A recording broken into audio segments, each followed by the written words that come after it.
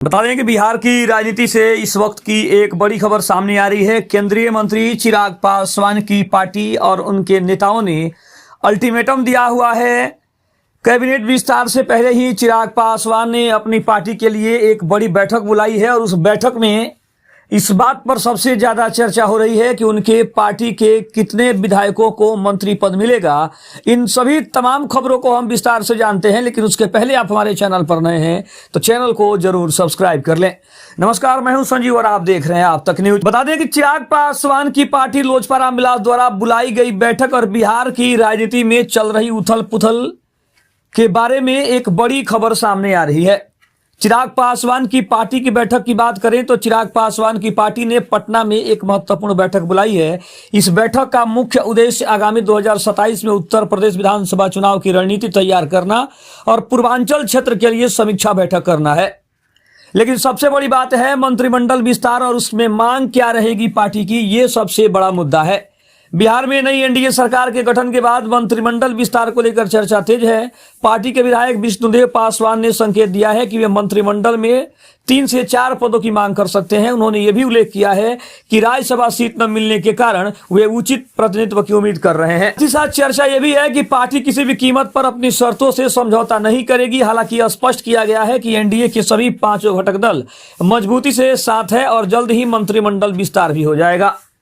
वहीं विष्णुदेव पासवान ने प्रशांत किशोर और तेजस्वी यादव पर निशाना साधा है। उन्होंने प्रशांत किशोर को उत्तर प्रदेश में चुनाव लड़ने की चुनौती दी है और तेजस्वी यादव के जंगल राज वाले बयानों पर पलटवार करते हुए कहा है कि जनता अब विकास चाहती है। बिहार में बढ़ते अपराध की घटनाओं पर बोलते हुए विधायक ने कहा कि सम्राट चौधरी और नीतीश कुमार की सरकार अपराधियों पर लगाम लगाने के लिए गंभीर है और दोषियों के खिलाफ सख्त कार्रवाई की जा रही है। चिराग पासवान की पार्टी लोक जनशक्ति पार्टी रामविलास ने पटना में अपने विधायकों और वरिष्ठ नेताओं की एक आपातकालीन समीक्षा बैठक बुलाई है। इसके पीछे 2 बड़े कारण दिखाई दे रहे हैं। एक तो उत्तर प्रदेश का चुनाव 2027 की तैयारी। पार्टी अब बिहार के बाहर अपना विस्तार करना चाहती है। आगामी 30 तारीख को उत्तर प्रदेश के पूर्वांचल क्षेत्र में एक बड़ी समीक्षा बैठक होनी है। पार्टी का लक्ष्य है कि यूपी विधानसभा चुनाव एनडीए गठबंधन के साथ मजबूती से लड़ना, लेकिन पार्टी पहले भी इस बात का ऐलान कर चुकी है कि उत्तर प्रदेश में सभी विधानसभा सीटों पर अकेले चुनाव लड़ने के बारे में सोच रही है। वहीं बिहार में हाल ही में सत्ता परिवर्तन के बाद मंत्रिमंडल के विस्तार की बड़ी चर्चा है और चिराग पासवान की पार्टी इस विस्तार में अपने लिए उचित हिस्सेदारी भी चाह रही है। भाजपा के नए मुख्यमंत्री सम्राट चौधरी ने 15 अप्रैल 2026 को बिहार के 24वें मुख्यमंत्री के रूप में शपथ ली। वह बिहार के इतिहास में भाजपा के पहले मुख्यमंत्री बने हैं। वहीं दशकों तक मुख्यमंत्री रहने के बाद नीतीश कुमार ने अपना पद छोड़ दिया। हालांकि उनकी पार्टी अभी भी एनडीए गठबंधन का अभिन्न हिस्सा बनी हुई है।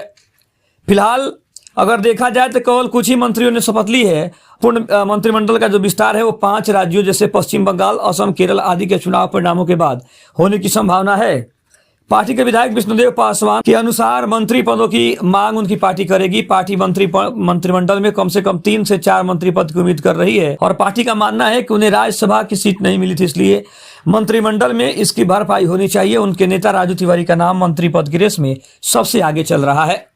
वहीं पार्टी ने साफ किया है कि वे बिहार में सुशासन चाहते हैं और बढ़ते अपराध की घटनाओं पर सरकार को गंभीर होने की भी जरूरत है और इसके लिए भी पार्टी जो है अपना पूरा प्रयास कर रही है।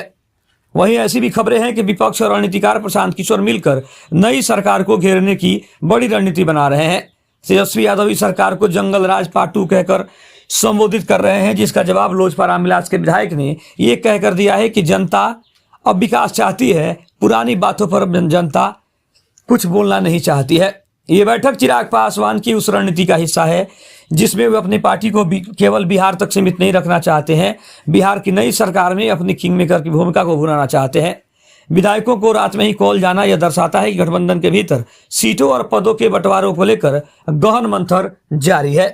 खबर कैसे लगी कमेंट में जरूर बताइएगा। तब तक के लिए धन्यवाद।